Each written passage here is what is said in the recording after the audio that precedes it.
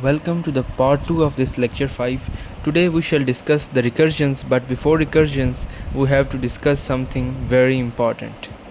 So what is the difference between the parameters and arguments, which I have discussed in the previous slide. Okay, so parameters are the variables defined the method signature. The term parameter is used when we are declaring a function, and it's quite obvious that when we are declaring a function, here I have declared the function, the generic, or you may say in another accent, that generic declarations which we declare, the float a and float b. Okay, so these are the parameters. Okay, so which are telling that compiler that there would be two values passed to that function when that function will be called. These are a and b, and the type of both these values will be float. Okay, and these are the function parameters. Now what are the arguments? Now arguments are the actual values that we pass into a function when we are calling a function. Okay, so here is a call to that function. Here is a we declared previously the multiply function name as mul, and we declared two values, float, and here I'm sorry to say it should be float. I mean it should be 3.0 or 4.0 or something. Okay, because we have declared float. Okay, but uh, our concerned thing is that what is the argument. So these values which are now we are passing as the actual values, these are the arguments as I have written here. So it's necessary to know the difference between them. Okay, so here is the main topic, the recursions or the recursive functions. Okay, so these are both are same. Okay, so some guys may get confused by what are recursions and recursive functions. So in programming, when a function calls itself, it's called recursion, and that function is called the recursive function. Recursive function is that function which repeatedly trying to call itself. Okay, so we have learned that although we cannot create a function inside another function, but we can call another function inside the function. So when their call is to the same method, that function becomes the recursive function. So here is a diagram to illustrate. It's a 3D vision to illustrate. These are all one is this function of the type, and all are the same. This recursion is calling itself, and this is looping. You may see that this is looping up to the infinity if you don't check it or if you don't stop it. So recursions are very important tool to perform very important functions in very easy way with very few lines of code. So we shall see what happens. So here is the basic syntax of the recursion. So two necessary things there. For recursive method, it is not, you don't have to write particularly the recursive method, its name can be anything. Okay, so if there is some condition, there is a check condition when up to when the function should call itself. Okay, you cannot go call itself into up to infinity. Okay, so there is a certain limit up to which the function should call itself. So here is the condition. Okay, if there is a condition, then the function should return. This return here does not mean that it is returning anything, because as you can see that we have declared the return type as void, so it is not returning anything. This return word, when there is nothing after it, so it means that it's the termination of the function, it's the termination of the program. In whichever block it is written, that block shall be terminated after the return. Okay, so if that condition is not met and still we have the chances, the function should call itself. Okay, as you can see that both the names are same, so the function here is calling itself. So this is the basic syntax of the recursion. And the important things about the recursion is, the first thing is the base case. Okay, the condition that stops the recursion. So you have to tell the compiler up to when you should compute and up to when you should call the function again and again. Okay, so without it, recursion will run infinitely and cause a stack overflow error. So definitely when you're trying yourself again and again and again, and there is no check up to when you should call yourself, so there should be definitely a stack overflow error, and it may cause an error, or it may be harmful for your memory leakage or other. So this is an example of if n equal to 0, return 1. So this is an example of how the program terminates actually. So the second is the recursive case, the actual logic which we are going to discuss. Okay, so the previous year I said that this is the base case, it's the first thing, and then the recursive case, the second thing. This is the part where the function call itself with a smaller or simpler input. Okay, so here is the function that to compute the factorial n into n minus 1. Okay, so this is the way, and we shall discuss it This is the second part of the the recursive function, and we shall discuss this example of factorial in a very easy way. So write a recursive function to compute the factorial of a number. This is our question. Okay, so as you know that the factorial of n is denoted by n and exclamation mark, and this is n multiply n minus 1 multiply n minus 2 and up to 1. Okay, so if for example if you want to compute 5 factorial, you have to multiply 5 with 4 with 3 with 2 with 1, and it gives you 120. Okay, so how do we code in the recursive function? In the previous video we learned to do it by using loops, but now we will do it using the recursions. Anything that can be done with loop can also be done with the recursions. So here is the its code. So here is the method public int factorial, and we are passing it an parameter int a. So if n equal to 0, return 1, else n multiply n minus 1. Okay, so this is a function. As we know that we have to multiply this 5 with 4 with 1 less than 1. So here is the actual logic that we will multiply n with n minus 1.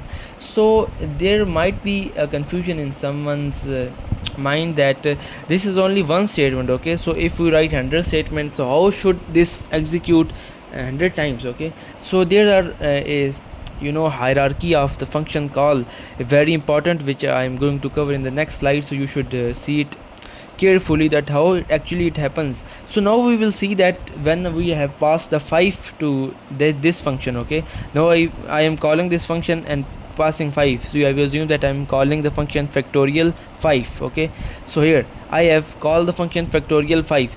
As you can see that the first condition was if n equal to 1 or 0. Okay, so you may check at 1 or you may check at 0. Okay, so both are true. Return 1, here should the stop, but since 5 it is not equal to 1, so this thing shall be executed. Okay, so what it will give, return 5 multiply factorial 1. Okay, no this as it was n multiply n minus 1. Okay, so n minus 1 5 minus 1 4. Okay, so this has generated another call to that function. Now we are operating upon factorial 4. We haven't computed any value yet. Okay, so we are just recursively calling that function, is calling itself until the base case is obtained. Now 4 is will execute 4 it also not equal to 1, so this statement will execute. This statement, first statement, will not execute, and the else statement will execute, and we will multiply 4 with factorial 3, n minus 1 4 minus 1 3. So this statement will execute, and now we will compute the factorial 3 is not equal to 1, and the second statement will be executed, this one, and 2 and factorial 2 multiply 1. Okay, so here is our base case. As we have discussed that this is our base case. It's, since it is red you may not see it, this was our base case, return 1. Okay, so here our base case. Now we can see that factorial 1, we have reached our base case. So what it will do, it will compute factorial 1 is equal to 1, so it should return 1. It should return 1 to this thing. Okay, this block will return 1 to this. Okay, so the value of the factorial 1 is 1, so this will 2 multiply 1. This factorial 2 call will return 2 to this. Okay, it has returned 2. Now 3 multiply 2 is 6, this will return 6 to this previous one. Okay, so here it has provided 6. Now 6 multiply 4 is 24, so it will provide this to the above, as you have seen at 24. Now 5 multiply 24, obviously it 120. So now you have seen this call sequence, it was an animation, so you can see this. Now the next example we are going to study is this Fibonacci series. It's pronounced at Fibonacci, or you can also say it Fibonacci.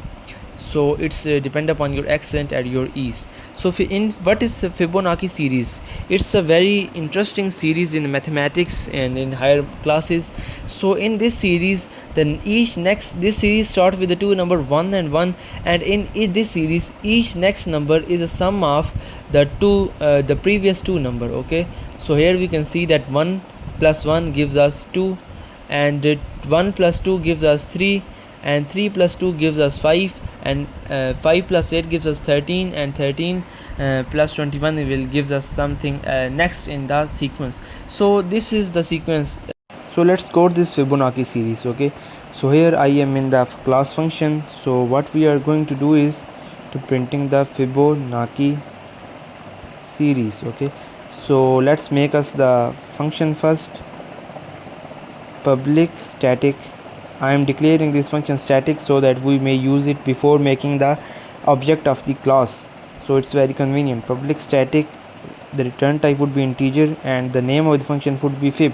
I am just minimizing the name for our convenience. You may name it as per your wish. So we will part the argument a. So here we will raise the base case. So the base case is that if a equal to 1 or a equal to 2, so it should return 1. Okay, so what is it we shall discuss later. And now we are going to write the recursive case. So what is the recursive case? So if it is not the above case, in else, here we should write what should it do. It should return the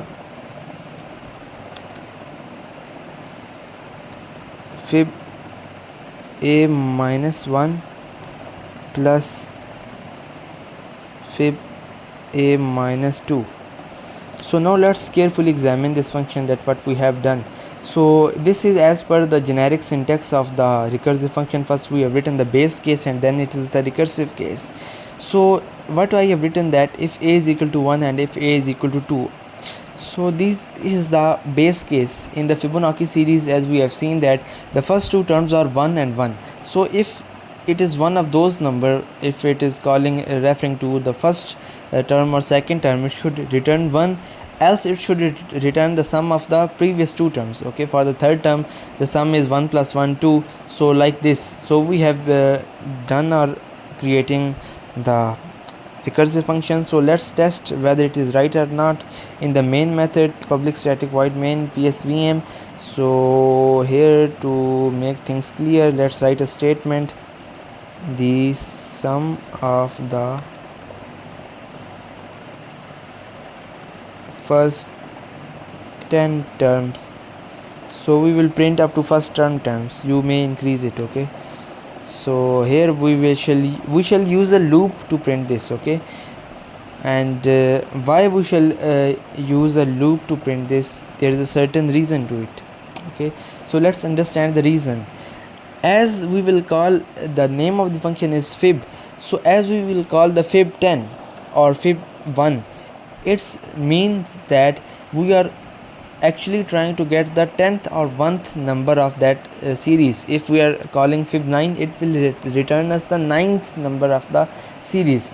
If we will call fib 3, it will return us the 3rd number of the series. So this is the way things happen. So let's start the for loop. For loop will start from int I is equal to 1 and I less than or equal to 10 and I plus plus. Whenever you are starting the loop from 0 and up to a certain number, you should not write this is equal to, but if you are starting the loop from 1, you should write is equal to sign. Okay, to make the count complete. So here we will write SOUT system.out.println. so first we will write a space and then we will we will call the function fib and I. So fib I. So this is our function call. So when the loop is 1, it will call the fib 1. When the loop is 2, it's called the fib 2, and when the loop is 3, it's called the fib 3. So whenever each call, there will be the 10 functions call in each loop. Okay, so each function call will return a certain number, and because of this print statement, it will be written in the same line. So let's remove this ln to avoid printing the next line. So here we shall run this. It's running. So here you will see this sum of the first 10 terms are, so we should not write this sum because it's not the sum. 1 1 2 3 5 8 13, and this is 2 is the sum of 1 plus 1, 3 is the sum of 2 plus 1, and this is our Fibonacci series. So you may print it up to any terms, like you want to term the up to 15 15 terms. Okay, so it's not the sum, the first 10 terms are. Okay, so here write 15. Okay, so now it will give us the first 15 terms of the series. So here it has written the first 15 term of the Fibonacci series. So now you can see that how the things actually happen in this the Fibonacci series and recursions. I will put down the sum of the practice questions for this in the description. You may practice it from there. Okay, so thank you and goodbye.